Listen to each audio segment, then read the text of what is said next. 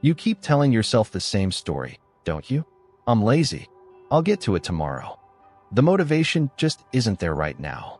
But that's a lie. And the most dangerous lies are the ones we tell ourselves. The truth? You're not lazy. You're afraid. You're scared that if you give it everything you've got, you might still fail. Scared of what they'll say. Scared that it'll be hard, that it'll hurt. And it is so much easier to wear the comfortable mask of lazy than it is to look that fear in the eye. This right here, this is the conversation you've been avoiding. This is the wake-up call to stop hiding behind a word that has been stealing your future. We're going to dismantle that lie, look at the wiring that's keeping you stuck, and give you the tools to take back the controls. Section 1. The lie we tell ourselves. Let's be real about what this laziness looks like. It's that big project staring you in the face, but suddenly, the kitchen floor needs to be mopped. It's that tough conversation you have to have, but you spend an hour cleaning out your email inbox instead. It's the blank page, the gym bag that hasn't moved, the business plan collecting dust in a folder for 6 months. And with every single choice to put it off, that voice in your head gets a little louder, doesn't it? See? You are lazy. No discipline. What is wrong with me? This dance of procrastination, followed by the gut punch of guilt and shame, it drains you. It makes it even harder to show up the next day. You get caught in a downward spiral where the self-blame starts to feel like the truth. You tell yourself that one day, you'll wake up feeling different. A lightning bolt of motivation will strike, and then you'll finally be productive. But that day doesn't come, because you're not fighting a character flaw. You're fighting an invisible enemy, and you've been using the wrong strategy all along. Section 2. The hard truth. You're not lazy, you're scared. Now listen close. What we call laziness is often a deeply human response to a perceived threat. It's fear wearing a disguise. It's not a moral failure. It's your brain doing exactly what it was designed to do, protect you.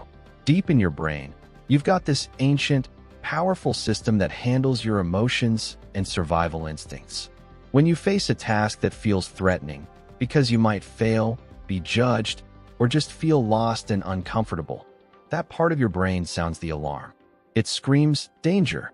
It wants you to retreat to something safe and easy, which is why scrolling a feed or watching another show feels so good in the moment. It's a quick hit of relief from the anxiety. Meanwhile, the logical, planning part of your brain knows you have long-term goals. But when that fear alarm is ringing loud and clear, the emotional brain often wins the tug of war. Avoiding the task gives you instant relief, which teaches your brain that avoidance works. Every time you choose the distraction over the difficulty, you reinforce that pattern. So stop beating yourself up. Stop calling yourself lazy. It's the wrong word for the problem. You're having a natural human reaction. The only difference is that today, the threat isn't a predator in the bushes. It's the fear of looking foolish, the discomfort of the unknown, or the sting of potential failure. Section 3. The 3 core fears in disguise. So what are these modern-day lions we're so afraid of? It usually comes down to a few core fears. First, the big one, the fear of failure and judgment. Our ego is wrapped up in this. We connect our self-worth to our results.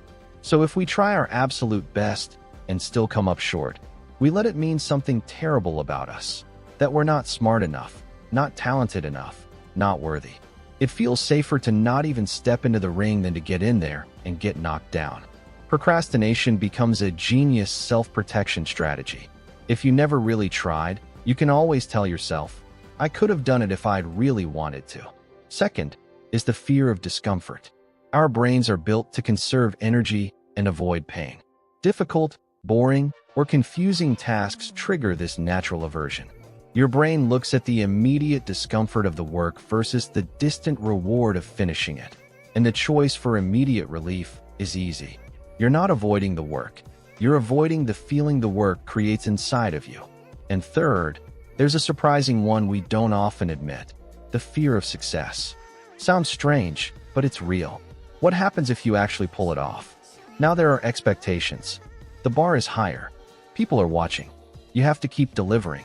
Success can be just as scary as failure because it pulls you out of your comfort zone and into a new league with higher stakes.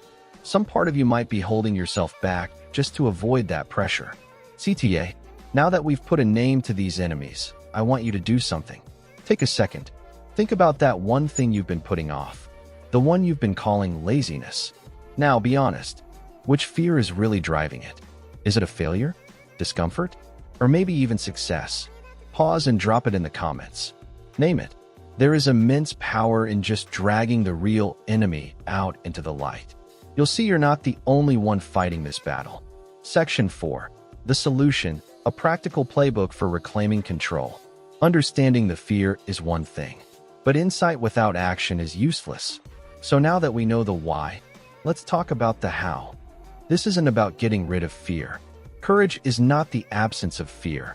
Courage is acting in spite of it. Here's your playbook to start building that courage.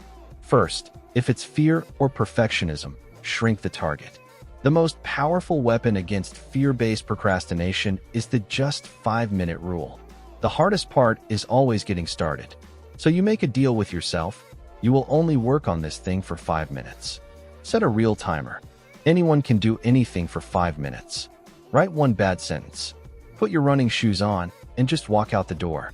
Open the report and just read the first paragraph. The goal isn't to finish, it's just to start. Action creates momentum, and momentum creates motivation. You've had it backward, waiting to feel motivated to act. You have to act to feel motivated. Second, if it's overwhelm or uncertainty, define the next visible step. Overwhelm is just a lack of clarity. Looking at a huge project is like looking at a mountain in the fog. You can't climb a mountain. You can only take one step. Your job is to ignore the mountain and define the absolute first physical action. Not write the report, but open a new document and give it a title. Not build a business, but Google 3 companies that do what I want to do. Get clear on that one, tiny, physical step. That's your only mission. Third, if it's low energy or distraction, engineer your environment. Willpower runs out. Stop trying to win a fight against a stacked deck. Your environment is more powerful than your intention, so build an environment that helps you win. If you need to focus, turn your phone off and put it in another room. Close the 20 tabs on your browser. Clear your desk so the only thing in front of you is the thing you need to do. Make action the path of least resistance. Fourth, if it's shame and self-criticism, practice self-compassion. That voice in your head calling you lazy and useless is a terrible coach. It doesn't work. Research shows that self-compassion is far more effective for building resilience. This isn't about letting yourself off the hook. It's about talking to yourself like a coach you respect, not a drill sergeant you hate. Instead of, I'm a mess for not starting, try. This feels hard, and it's okay for things to be hard. I can handle this for 5 minutes. Trade shame for standards. Having a standard means you get back up when you fall. Shame just convinces you to stay on the ground. Section 5, when it might be something deeper. Now, it's important to say this. While these tools work for many, if you find that you are constantly stuck, that nothing seems to break the inertia, or if this laziness comes with a constant low mood, a loss of interest in your life, or overwhelming anxiety, it might be a sign of something more. Conditions like depression, anxiety, or ADHD directly impact the brain's ability to manage focus and start tasks. In that case, the strongest, most courageous thing you can do is to seek professional, evidence-based help, whether it's therapy, coaching, or a medical diagnosis. That isn't weakness. That's getting the right tools for the right fight. Conclusion.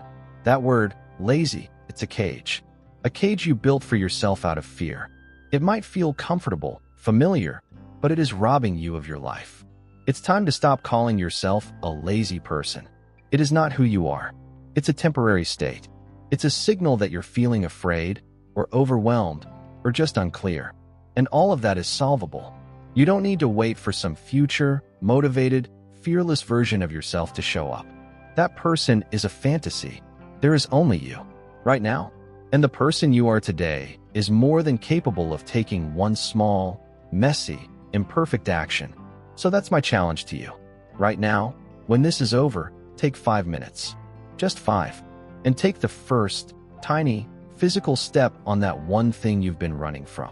Open the book. Make the call. Write the first line. Stop waiting. Start doing. The rest will follow.